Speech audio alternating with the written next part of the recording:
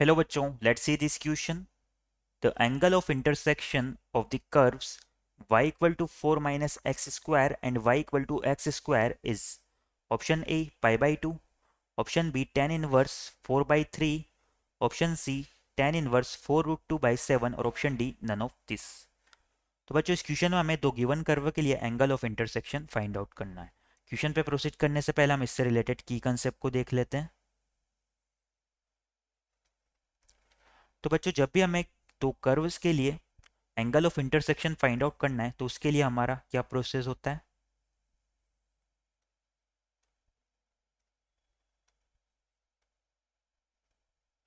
तो सपोज यहां पर हमें दो कर्व दिए हुए हैं.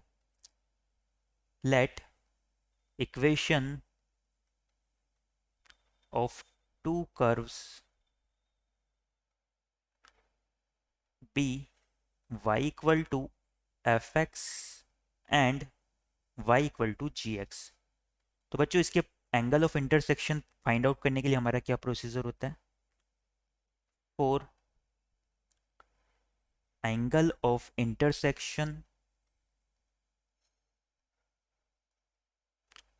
Of this curves. तो सबसे पहले तो हमें क्या करना होता है, इन दोनों कर्व के लिए point of intersection find out करना होता है. यानी कि फाइंड पॉइंट ऑफ इंटरसेक्शन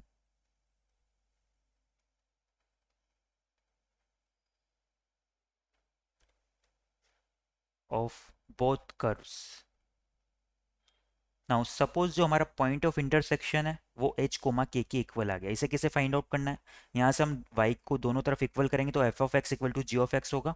दोनों इक्वेशन को जब इक्वल करेंगे तो यहाँ पर हमारा x कोऑर्डिनेट निकल के आएगा और उस x कोऑर्डिनेट को किसी भी इक्वेशन में पुट करेंगे तो हमारा y कोऑर्डिनेट भी आ जाएगा. तो पॉइंट ऑफ इंटरसेक्शन हमारे एक से ज़्यादा भी हो सकते हैं. तो यहाँ पर मान लेते हैं let point of intersection,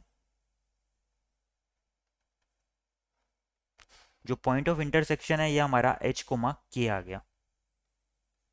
now आगे हमें क्या प्रोसीजर करना है कि हमें dy बाई डी की वैल्यू फाइंड आउट करनी है. Find dy by D equal to F dash X at the point h comma k. Similarly जो दूसरा कर्व है इस कर्व के लिए भी हमें क्या करनी है, dy बाई डी की वैल्यू फाइंड आउट करनी है. सपोज ये हमारी m1 के इक्वल आ जाती है. सिमिलरली हम क्या करेंगे, dy बाई डी की वैल्यू फाइंड आउट करेंगे कर्व g ऑफ x के लिए. तो ये हो जाएगा g dash X at the point, इनके intersection point h comma k के लिए. नाउ सपोज ये हमारी m2 के इक्वल आ जाती है. नाउ अगर इन दोनों कर्व के बीच में एंगल हमारा थीटा के इक्वल है, इफ द एंगल बिटवीन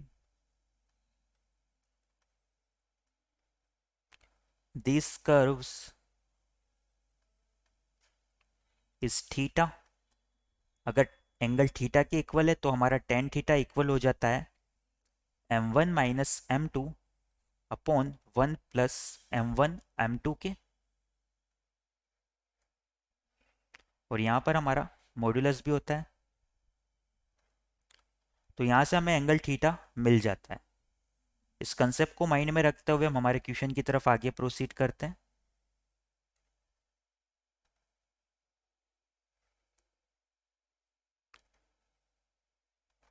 तो बच्चों जो क्वेश्चन में गिवन कर्व है हमारे, गिवन कर्व्स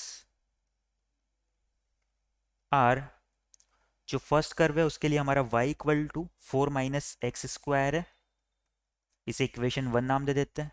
और जो सेकंड कर्व है उसके लिए y equal to X square है, इसे हम इक्वेशन 2 नाम दे देते हैं.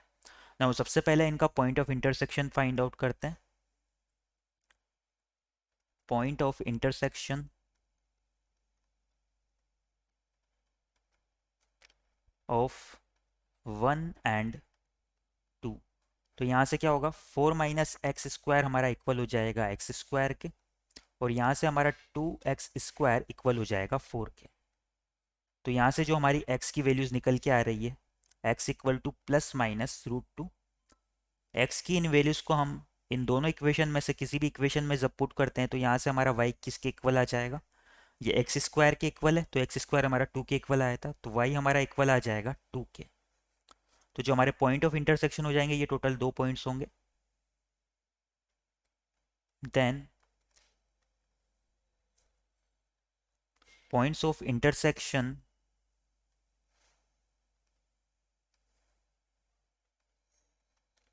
Are plus minus √2, comma 2। इन दोनों पॉइंट्स में से किसी भी एक पॉइंट के लिए हम क्या करते हैं, dy बाई डी एक्स की वैल्यू फाइंड आउट कर लेते हैं। तो यहाँ से जो हमारा dy बाई डी एक्स है कर्व 1 के लिए, ये इक्वल आ जाता है। इस इक्वेशन का जब डिफ्रेंशिएशन करेंगे x के रेस्पेक्ट में, तो ये हो जाएगा -2x के इक्वल, और ये वाला हो जाएगा 2x के इक्वल। तो dy बाई डी एक्स जो कर्व 1 के लिए, ये -2x के इक्वल आ रहा है। एंड जो dy by D x curve 2 के लिए है, ये हमारा 2x के इक्वल आ जाता है। यहाँ से इस पॉइंट पे हम फाइंड आउट कर लेते हैं dy बाई डी एक्स की वैल्यू। तो यहाँ से हमारा dy by D X at the point √2, 2 equal आ जाएगा -2 √2 के। And dy by D X for curve 2 at the point √2, 2 ये इक्वल आ जाएगा 2 √2 के। इसे हम m1 ना मान लेते हैं। Let it is equal to m1 and this is equal to m2।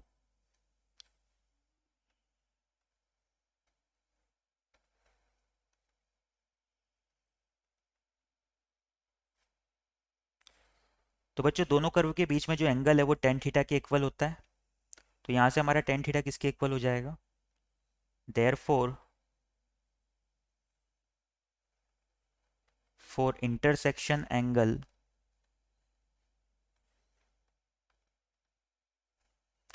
Theta, हमारा tan थीटा इक्वल हो जाएगा m1 माइनस m2,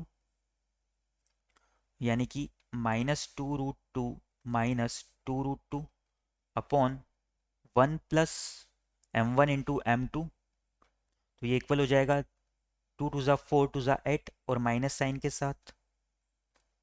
तो यहाँ से हमारा tan थीटा फाइनली निकल के आता है 4 √2/7। तो हमारा थीटा इक्वल हो जाएगा tan इनवर्स 4 √2/7 के। यही हमारा आंसर हो जाएगा। एक बार हमारे ऑप्शंस देख लेते हैं हम।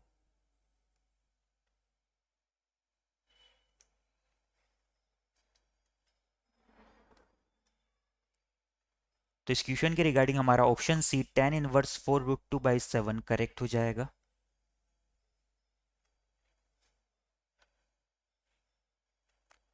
Our final answer is option C. I hope you understand it well. Best of luck.